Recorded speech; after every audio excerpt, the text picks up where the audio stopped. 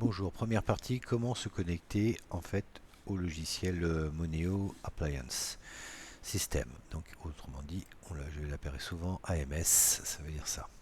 Donc la première des choses, c'est de taper son adresse IP. Comment connaître son adresse IP? La solution très simple si on est perdu, c'est de brancher un moniteur directement sur l'ordinateur AMS. Et là, on voit apparaître sur cet ordinateur-là l'adresse IP connexion réseau, donc entre les ordinateurs côté réseau, et la connexion réseau couche basse qui correspond en fait au connecteur. Donc voilà, je tape mon adresse IP. Donc j'arrive sur ce message-là. Ici, je vais lui demander de se connecter sur le mot de passe. Et là, je vais me mettre en administrateur. Autrement dit, j'autorise en fait toutes les actions. Je peux rester connecté. Je peux m'autoriser toutes les actions. Donc on arrive donc sur cette page. Sur cette page, qu'est-ce qu'on va retrouver? On va revenir au tout début. Profil du système. Donc dans le profil du système, on va retrouver la gestion des utilisateurs. Tu veux? Regarde, gestion du système. Enfin, profil du système, on va regarder déjà dans un premier temps. Voilà. Ici, on va retrouver les utilisateurs. Donc, ce qui est intéressant, c'est les groupes. On va retrouver un groupe administrateur sur lequel je suis connecté en ce moment, un groupe user qui a moins de droits forcément que l'administrateur, et un groupe visiteur qui, lui, va pouvoir uniquement consulter les tableaux de bord. Pour l'instant, on ne touche pas à tout ça. Euh, je vais revenir dans la petite maison, et voilà. Donc maintenant, j'arrive dans le cœur du système. Pour c'est simple et complexe à la fois. Ici, ça va être tout ce qui va être paramétrage des maîtres IO-Link et des capteurs. Ici, ça va être toute la création de tableaux de bord qui va nous permettre de faire de la surveillance des données qui sont données. Première chose à faire, on va ici dans configuration des appareils. Je vais faire un premier test ici. Je vais lancer un scan du réseau entier. Donc, qu'est-ce qu'il fait? Il vient balayer toutes les adresses 192.168.0 de point 1 à jusqu'à 254. Il regarde toutes ces adresses-là et il regarde est-ce que j'ai trouvé quelque chose. Qu'est-ce qu'il me dit là pour l'instant en ce moment? À l'adresse 10, eh bien, j'ai trouvé un master IO-Link. Donc là, ce que je vais faire, c'est que je vais lui dire de se connecter. Si on voulait brancher un deuxième capteur IO-Link, pas de problème. C'est ce qu'on va faire. On va brancher un deuxième capteur IO-Link et vous allez voir et on va relancer un deuxième enregistrement. Donc là, j'ai rebranché un deuxième mètre IO-Link. Pour l'instant, il me dit rien. Donc je relance à nouveau effectivement un scan du réseau entier. Et là, voilà, ça y est, il vient de me trouver un deuxième mètre IO-Link. Alors, je vais le connecter. Je vais le connecter. On pourrait, si on le souhaitait, là pour l'instant, on a défini les adresses 10 et 20, mais je pourrais très bien ici venir modifier dans son paramétrage son adresse IP. D'accord. On va attendre qu'il ait fini un petit peu de tourner.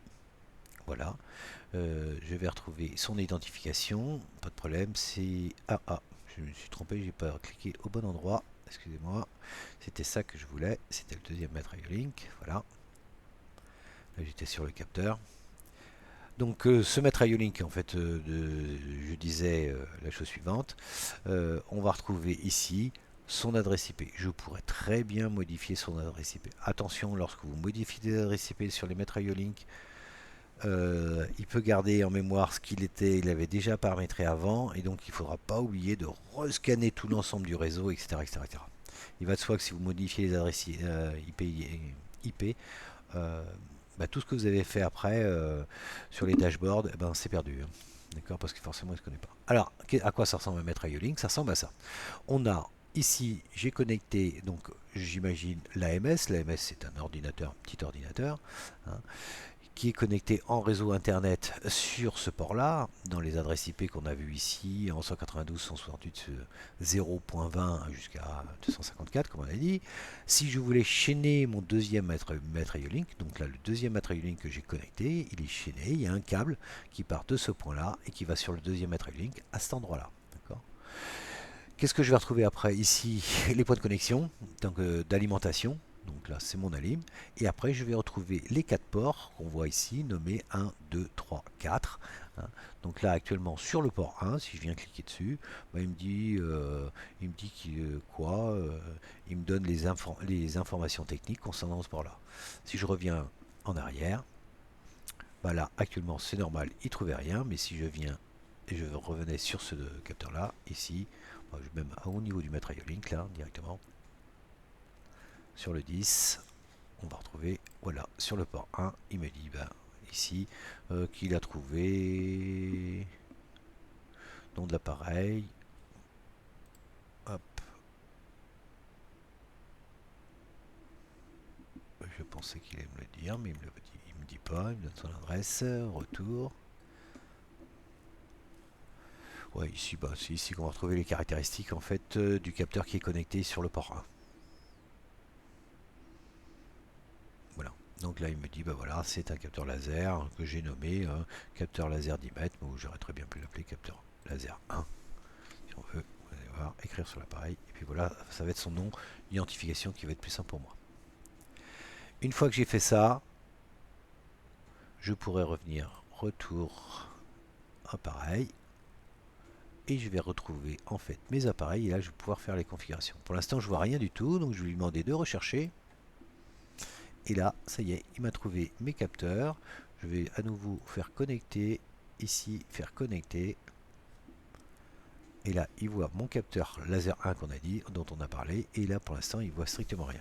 Alors maintenant, imaginons qu'on veuille sur le deuxième mètre IO-Link, eh ben, je vais lui connecter un capteur. Vous allez voir. Là, je connecte un capteur. Ça y est, c'est fait. J'ai connecté un capteur. Il suffit de lui demander, il m'a dit, je lui demande, soit je fais rechercher, ou soit je pouvais venir dans configuration, là ici, lancer le device. Donc là, refresh device, donc je lui demande de jeter un petit coup d'œil, et donc là, ça y est, il vient de me trouver le capteur qui s'appelle Petit Laser 2, hein, c'est le nom de ce capteur-là, qui est connecté. Si maintenant je le déconnecte ou il tombe en panne, regardez ce qui va se passer. Donc là, je le déconnecte physiquement, donc c'est comme s'il était en panne. Je lui demande de rafraîchir en fait mon device.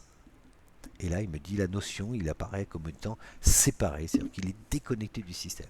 Si maintenant vous venez reconnecter ce capteur-là et qu'on redemande la cycle, il va me dire je suis connecté. Si maintenant vous connectez un autre capteur, une autre référence, celui-ci va toujours rester marqué comme sur le port 1 séparé. Ça peut être problématique, donc vous embêtez pas. Qu'est-ce que vous faites? Vous venez le supprimer ici. Je le déconnecte carrément. Je lui dis bah, il n'existe plus, enlève-le de ta base de données. Voilà pour la connexion en fait des mètres IO-Link et des capteurs. On verra le paramétrage plus tard.